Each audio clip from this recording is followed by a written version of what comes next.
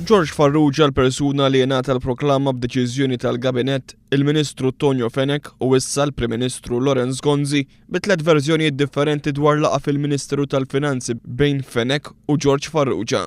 Fid-depożizzjonijiet tiegħu fid-depot tal-Pulizija, George Farrugia refera għal laqgħa li kellu mal-Ministru Tonio Fenech fil-Ministeru tal-Finanzi dwar tender relatat mal-enerġija. Tonio Fenech iżda qed jgħid li hu bl-istess mod li ma jiftakarx lil George Farrugia fid-dar tiegħu dakinhar li ingħata l-arloġġ bħala regal, ma jiftakarx lanqas li saret din il-laqgħa fil-Ministeru tiegħu. George Farrugia jgħid illi darba kien iltaqa' miegħi il-Ministeru u jgħid illi kien biex jikkomplejnja illi hu kien involut fit-tender tal-privatizzazzjoni tal-enerġija u kien wieħed minn dawk li tilfu. Żgur. Min kien da, George jew Ray? George Farrugia. Jiġifieri kellek laqa' miegħu formalment. Qed jgħid li kien Għax inti kontent li ma kellekx, le? Jiena ma nerġa' ngħid, jiena ma kelli l-ebda recollection li kelli din il-laqa. Jiġifieri hu għala fil-dispożizzjoni. Però hu semma illi kien hemm okkażjoni fejn iltaqa' miegħi u qalli fejn ġejt ikkomplejnjajt illi aħna nqlajna.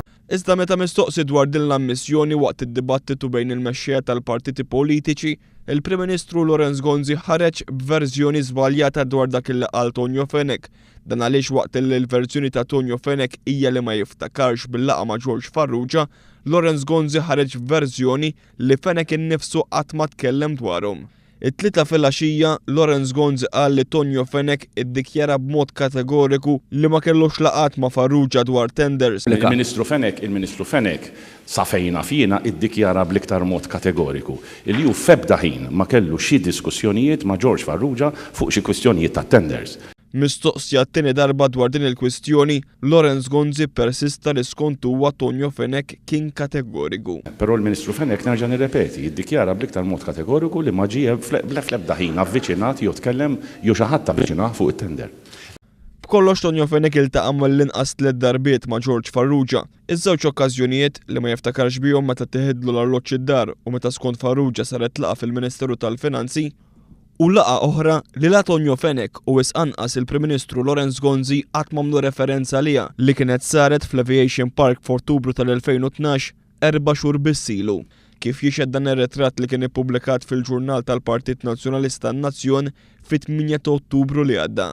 Sa dan it-tant il-ġurnal Malta Today irrapporta kif fil-lista ta' nies identifikati minn George Farrugia mal-Pulizija hemm kważi 35 persuna li inkludu uffiċjali tal-Enel Malta u oħrajn li m'għadhomx jaħdmu għall-korporazzjoni. L-istess rapporti jgħidu li l-Uffiċċju tal-Avukat Ġenerali qed jiddiskuti wkoll l-involviment uffiċjali għolja tal-kumpanija Total u Trafigura. Sa dan it-tant il-ħamis fil-qorti se tkompli l-kumpilazzjoni fil-każ ta' Frank Samut waqt li l-ġimgħa tkompli dik ta' Tancred Tabone, ex-chairman tal-Enel Malta u kuġin tal-Ministru Austin Gatt.